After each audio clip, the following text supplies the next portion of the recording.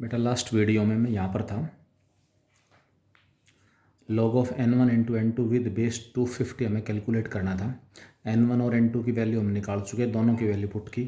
तो n1 और n2 5 raise to power 8 into 10 raise to power 4, 5 की पावर से इकट्ठी की तो 5 की पावर आ गई 12 और 2 की पावर आ गई 4।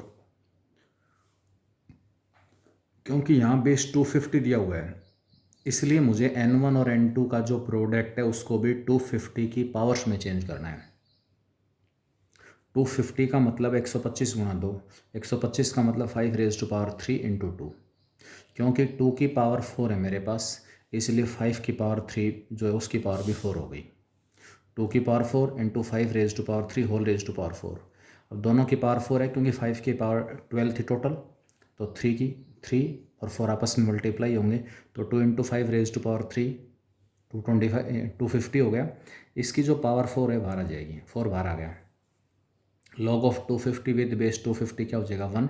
तो लास्ट में हमारे पास n1 इंटू n2 का जो लॉगरिथम है विद बेस 250 वो किसके इक्वल आ गया, 4 के इक्वल।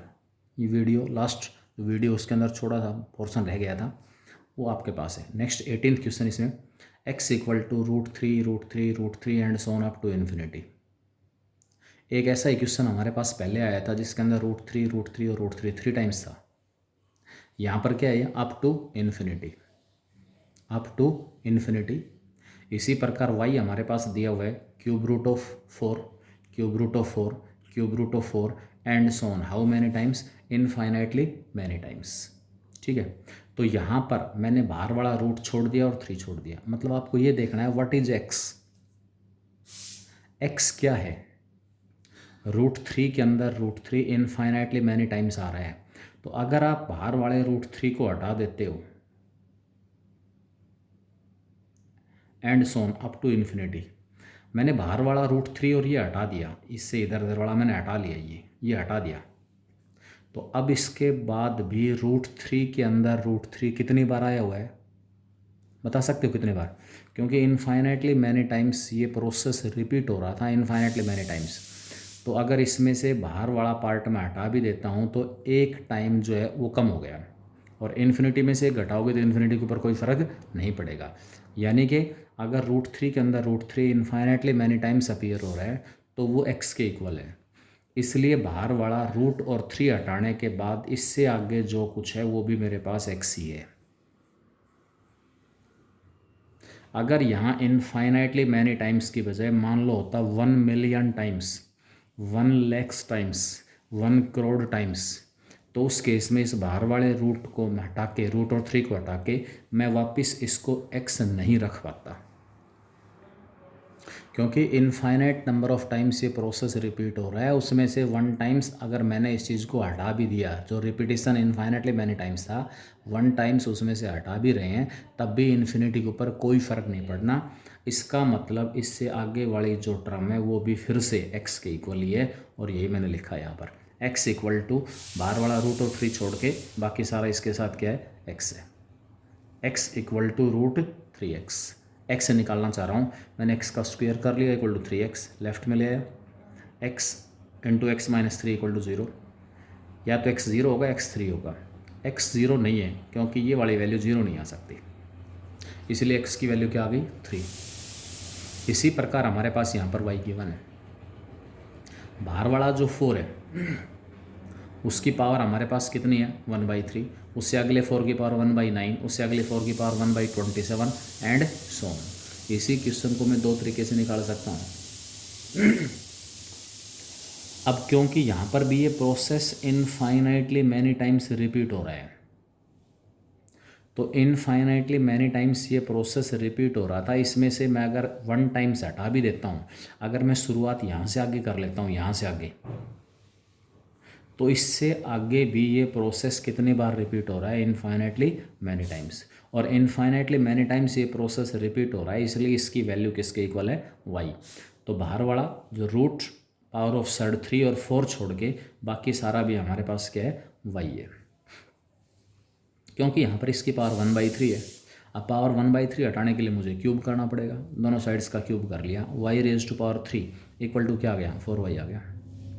लेफ्ट में ले आ y into y square minus 4 equal to 0, y की वैल्यू 0 या फिर वाई की वैल्यू प्लस माइनस 2, वाई 0 नहीं हो सकता, माइनस 2 नहीं हो सकता, इसलिए जो वाई की परमिटेड वैल्यू हमारे पास कितनी होगी 2 होगी। नेगेटिव नहीं आ सकता क्योंकि पॉजिटिव का क्यूब रूट पॉजिटिव आएगा, 0 भी नहीं है, 4 का क्यूब रूट नॉन जीरो आएगा एंड सो ऑन। तो इसका मतलब क्या हुआ यहाँ पर कि हमारे पास x की वैल्यू तो आई 3 और y की वैल्यू आई 2। अब आप देखो जो ऑप्शंस दिए हुए हैं उसमें से कौन सा ऑप्शन है जो x और y की वैल्यूज़ को सेटिस्फाई कर रहा है। तो आप देखोगे x का ट्वाइस 2 इंटू एक्स हो गया 6 और y का थ्राइस 3 इंटू 2 हो गया 6, 6 और 6 आपस में इक्वल हैं। तो जो ये x और y हमारे पास दिया हुआ है ये x और y कौन सी इक्वेशन को सेटिस्फाई करेगा 2x इक्वल टू 3y। तो यहाँ आके ये क्वेश्चन हमारा कंप्लीट हो जाता है। क्लियर। इसी क्वेश्चन में x और y की जो वैल्यूज़ हम निकाल रहे हैं ना उसके लिए एक मेथड और भी है। क्या है वो मेथड? आपने 10th में अर्थमेटिक प्रोग्रेशन पढ़ी है एपी, हम 11th में आपको जीपी पढ़ाएंगे geometric progression.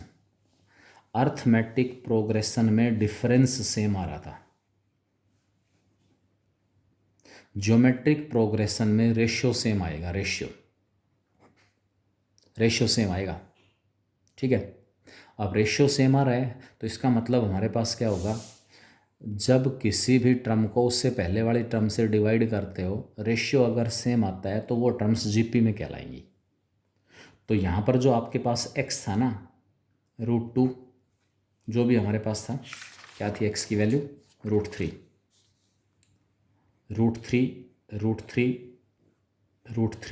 And so on up to infinity.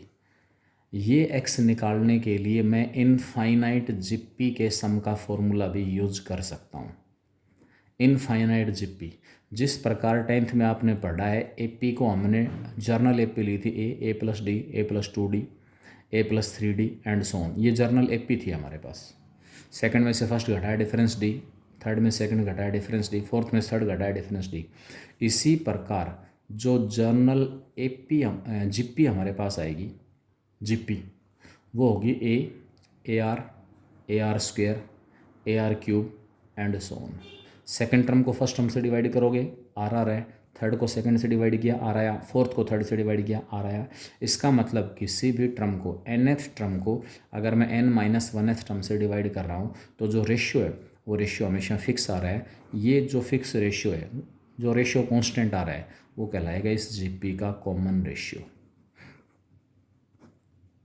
GP में आपके पास दो फॉर्मूले होते हैं, एक तो n टर्म्स का सम निकालने का फॉर्मूला, आपने एपी के n टर्म्स का सम निकालने का फॉर्मूला पढ़ा है। जीपी की n टर्म्स का सम निकालने का formula a into R raise to power n-1 upon में r-1। लेकिन अगर जीपी के अंदर इनफाइनाइटली मैनी टर्म्स हों तो उसका सम निकालने का फॉर्मूला होता है a अपॉन 1 माइनस आर। ये फॉर्मूला यूज करके मैं इस x की वैल्यू निकाल सकता हूँ। ठीक है।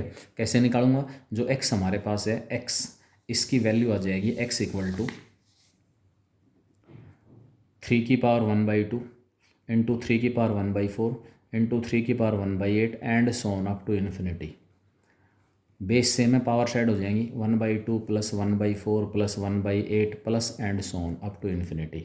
अब जो टर्म्स है ना 1/2 1/4 1/8 and so on up to infinity, ये एक जीपी है। ए इसकी फर्स्ट टर्म 1/2 है, कॉमन रेशियो हमारे पास 1/2 है। सेकंड टर्म को फर्स्ट टर्म से डिवाइड करोगे तो कॉमन रेशियो आएगा वो भी 1/2, फर्स्ट टर्म भी 1/2, कॉमन रेशियो 1/2। तो इसकी जो इनफाइनाइटली मैनी टर्म्स हैं उनका सम हो जाएगा a अपॉन 1 माइनस आर।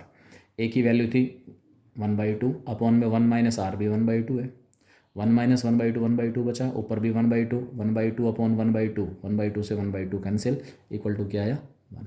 यानी कि 3 की पावर में ये जो सम दिया हुआ है ना, सम, ये बड़ा सम, इसकी वैल्यू 1 आ रही है। तो x जो था उसकी वैल्यू 3 की पावर 1 का मतलब क्या हुआ 3।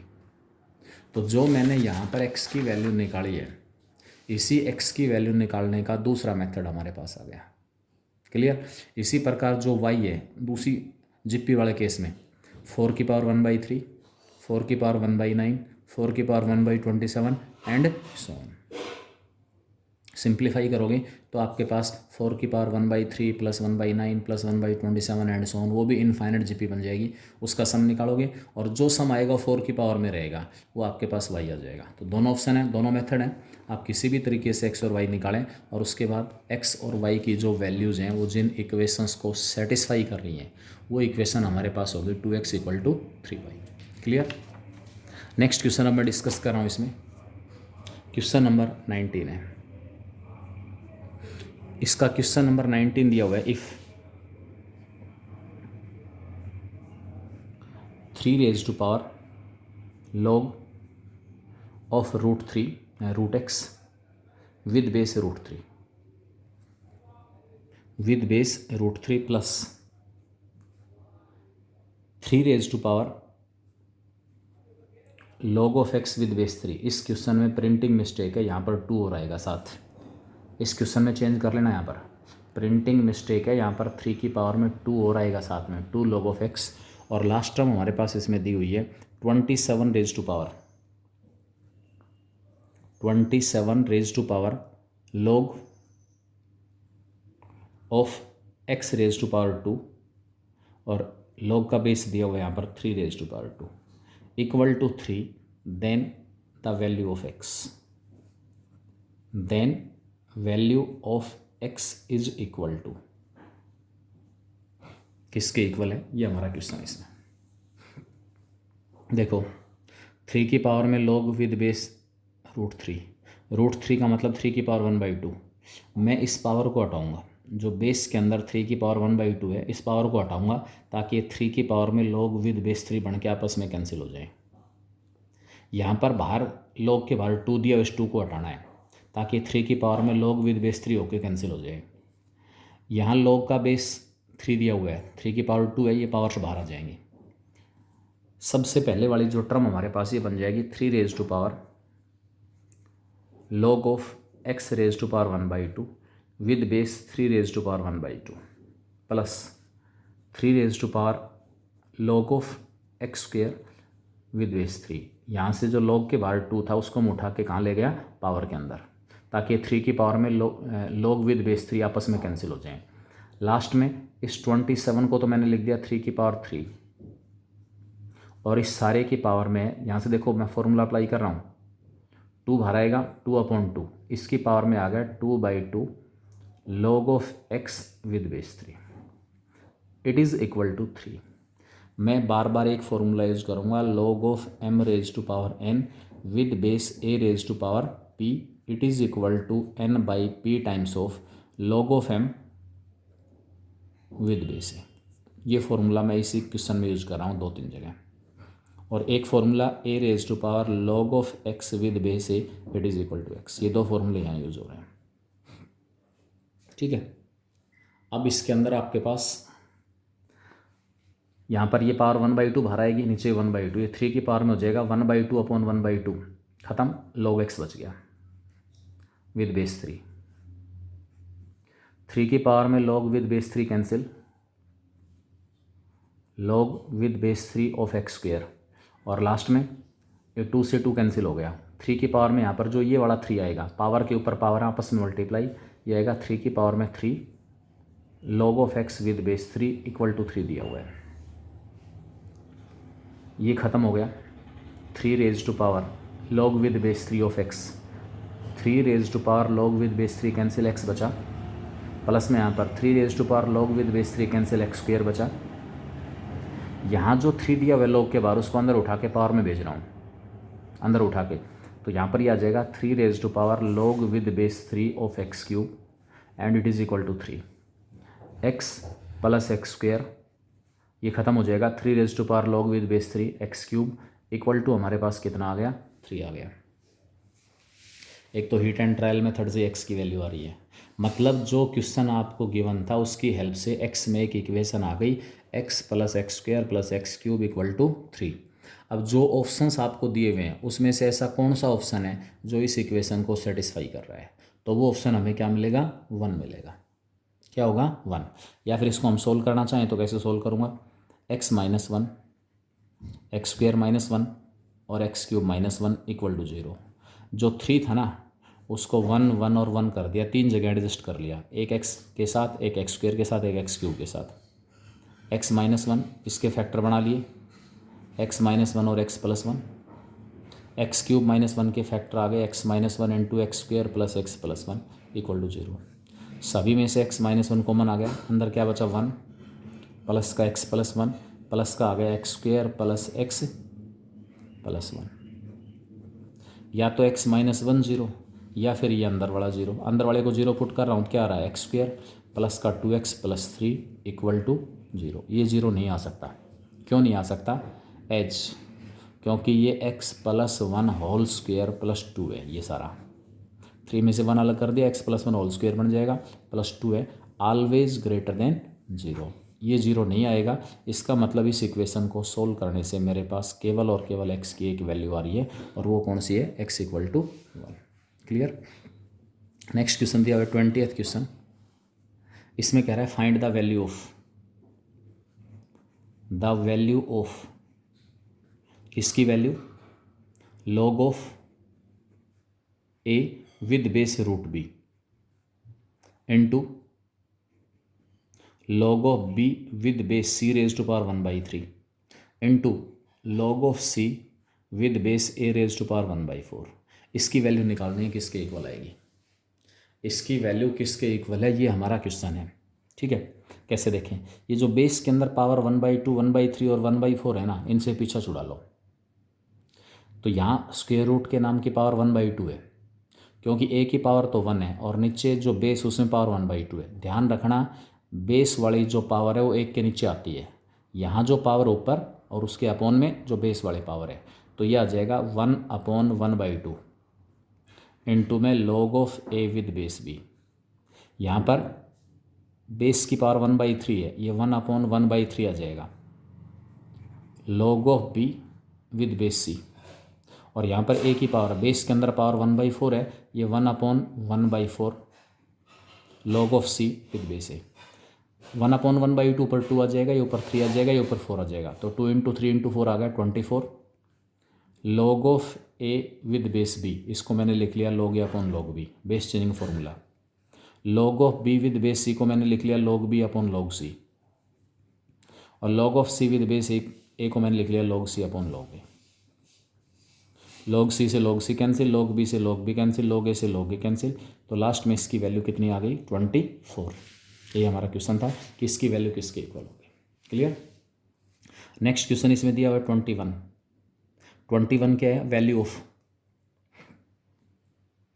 Of 1 upon log of B C with base A plus 1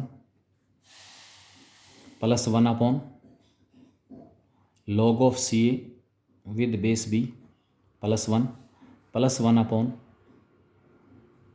log of A B with base C plus 1। इसकी वैल्यू निकालनी है। मैं यहाँ पर बेस चेंजिंग फॉर्मूला यूज कर रहा हूँ, 1 upon log of B C upon में log ऑफ ए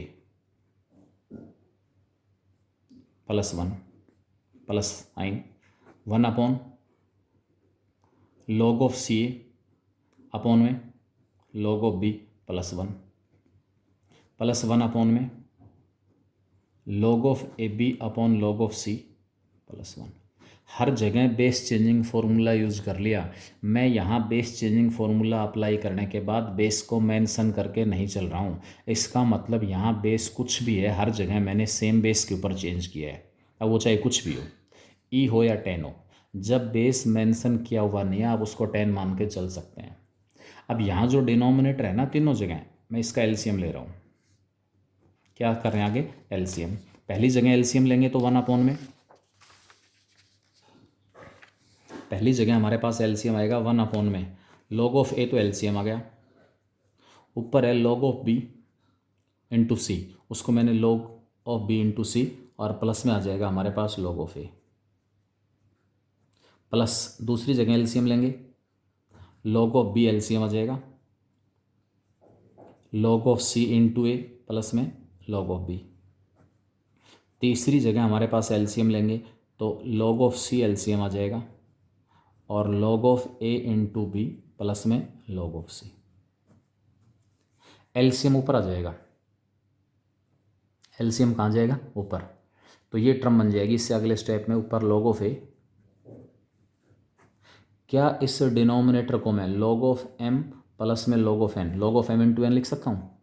तो ये बन गया log of B C A. दूसरी टर्म ये एलसीएम ऊपर चला जाएगा, log ऑफ b ऊपर आ गया, log of C A plus log of b, इसको मैंने लिख लिया log of C A B. log m plus log n है तो उसको log m इंटू एन लिख दिया। इसी प्रकार एलसीएम log ऑफ सी ऊपर आएगा, log of A B plus log of C, ये log of A B C. अब डिनोमिनेटर तीनों का सेम हो गया, log of A B C, A B C, B C A C, A B एक ही चीज़ है।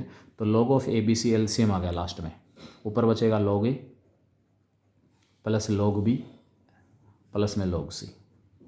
एलसीएम को इससे डिवाइड किया 1 आया, 1 को ऊपर मल्टीप्लाई करेंगे, इससे डिवाइड किया 1 आया, ऊपर मल्टीप्लाई किया, इससे डिवाइड किया 1 आया, ऊपर मल्टीप्लाई। अब ये log of A plus log of B plus log of C, क्या ये भी log of A into B into C नहीं है? और इसके अपॉन में भी क्या आ गया, log of A into B into C, दोनों आपस में कैंसिल। और इस तरीके से हमारे पास इसकी जो वैल्यू है वो कितनी आ जाएगी, 1 आ जाएगी। इसकी वैल्यू किसके इक्वल है, 1 के इक्वल है। नेक्स्ट क्वेश्चन 22 में बिल्कुल छोटा सा हिंट है। वैल्यू ऑफ 2000, वैल्यू ऑफ किसकी value, 2016 raise to power log of 2017 with base 2015 minus 2017 raise to power log of 2016 with base 2015। इसकी वैल्यू निकलवा रहा है। यहाँ पर log का बेस 2015 है, यहाँ पर भी log का बेस 2015 है। दोनों में डिफरेंस देखो कहाँ पर है, ये दोनों टर्म आपस में इंटरचेंज हो रही है। यहाँ जो बेस 2016 था और log था 2017 का, यहाँ बेस 2017 बन गया और log किसका बन गया, 2016 का। मैंने एक प्रॉपर्टी बताई थी आपको, ए बिल्कुल last property, A raise to power में log of C with base B equal to C raise to power log of A with base B. यानी कि ये ए और सी जो हैं वो अपने पोजीशन आपस में इंटरचेंज कर लेंगे, बेस के ऊपर कोई फ़र्क नहीं पड़ेगा। ए की पावर में log of C with base B था तो इस सी की पावर में log of A with base B हो गया। ये प्रॉपर्टी हमारे पास है।